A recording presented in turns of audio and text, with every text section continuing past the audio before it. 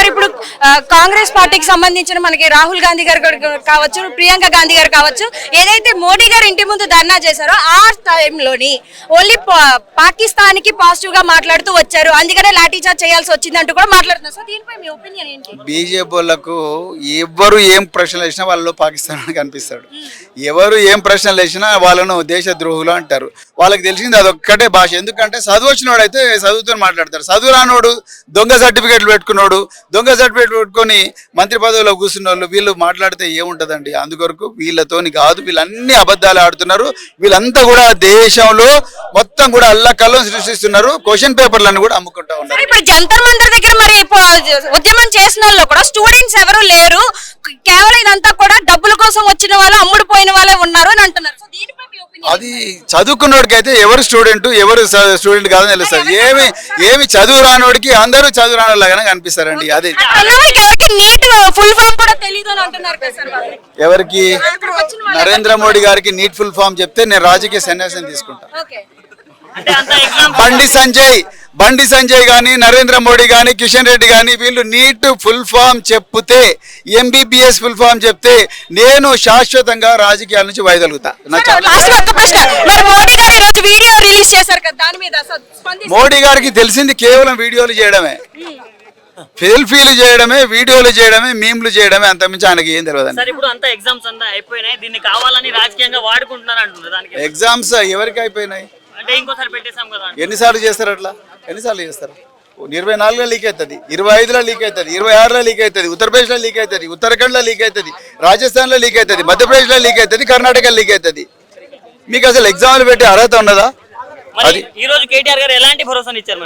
తప్పకుండా ఈ రాజకీయాలకు అతీతంగా జరగాల్సిన పోరాటం, రాజకీయాలకు సంబంధం లేకుండా జరగాల్సిన పోరాటం. మీకు ఎలాంటి సపోర్ట్ కావాలన్నా కూడా బీఆర్ఎస్ పార్టీ ఇస్తుంది అని చెప్పేసి మోడీ గారు దేశానికి విశ్వగురు లాంటి వాళ్ళు ఆయన మీద ఎందుకు బురద జల్లుతున్నారు అంటున్నారు. ఎవరు? కొంతమంది. విశ్వగురు ఏం గురువు? పేపర్లు లీక్ చేసే వాళ్ళు విశ్వగురువులు అవుతారా? లీక్ చేసిన వాళ్ళని కాపాడేవాడు విశ్వగురువు అవుతాడా? నరేంద్ర మోడీ గారిని విశ్వగురు అని కేవలం బీజేపీలో ఉండే లీక్ వాళ్ళే అంటున్నారు, ఎవ్వరు కూడా అంటలేదు. అంటే ఇప్పుడు స్టూడెంట్స్ దీని మీద ఏదైతే మనకి ఎగ్జామినేషన్ క్యాన్సిల్ అయిన తర్వాత మళ్ళీ రీకండక్ట్ చేశారు, స్టూడెంట్స్ ఎగ్జామ్ రాసి మళ్ళీ వెళ్ళిపోవడం కూడా జరిగిందని అంటున్నారు. సో దీనిపై మీ ఒపీనియన్ ఏంటంటే? ఇప్పుడు బీజేపీ వాళ్ళు ఇలా చెప్తున్నారు కదా, దీనిపై మీ ఒపీనియన్ ఏంటి? ఇప్పుడు ఎగ్జామ్ పేపర్ లీకే ఎన్ని రోజులైంది. ఆయన చాంగ్ గారు ఇప్పుడు నిరాదీక్ష చేయబడి 24-25 డేస్ అవుతుంది. అప్పటిదాకా రాని రియాక్షను వాళ్ళు ఎప్పటి నుంచో సోషల్ మీడియా వేదికగా వాళ్ళకున్న ప్లాట్ఫామ్స్ మీద వాళ్ళు రేజ్ చేస్తున్నారు ఆ ఇష్యూని అడ్రస్ చేయకపోవడం వల్లనే యూత్లో, ఇవాళ ఎడ్యుకేటర్స్లో, నీట్ విద్యార్థుల్లో భవిష్యత్తులో ఇంకోసారి ఇది జరగద్దు అంటే అకౌంటబిలిటీ ఉండాలి. నీట్ పేపర్ ఇంకోసారి లీక్ కావద్దంటే education minister should be accountable and resign చేయాలి.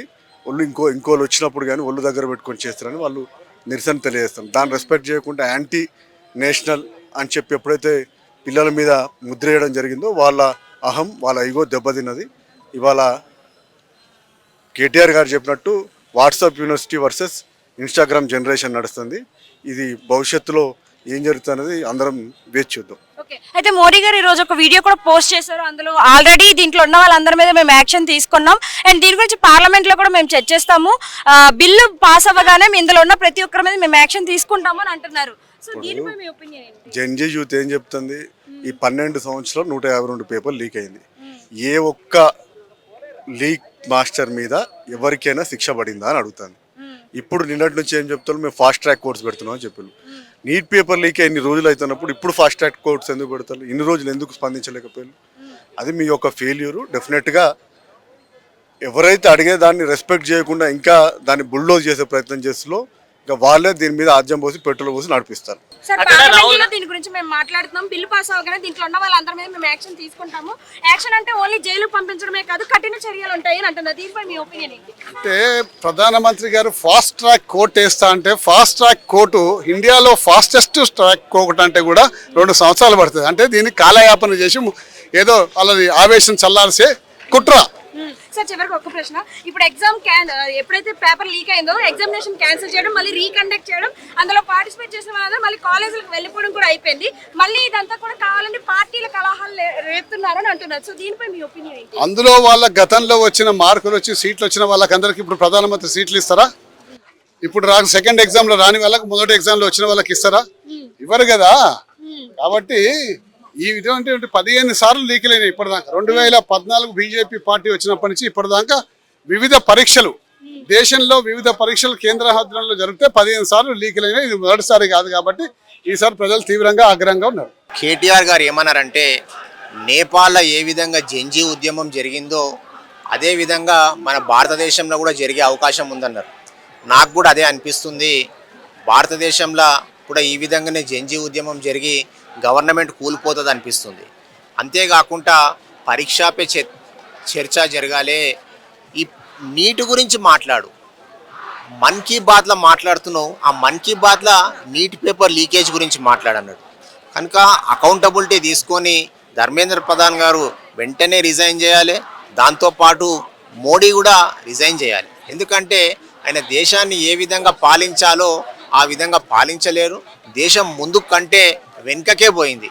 ఏ రంగంలో చూసుకున్నా రేట్లు పెరిగిపోయినాయి, అన్ఎంప్లాయ్మెంట్ పెరిగింది, హెల్త్ సెక్టర్ బాగాలేదు, డాలర్తో పోలిస్తే రూపీ వీక్ అవుతుంది, మనకు ఇంపోర్ట్స్ ఏమో పెరుగుతున్నాయి, ఎక్స్పోర్ట్స్ తగ్గుతున్నాయి. కనుక ప్రతి విషయంలో మనము ఫెయిల్ అయిపోయినాం. మోడీ గారు కూడా రాజీనామా చేయాలని నేను కోరుకుంటున్నాను.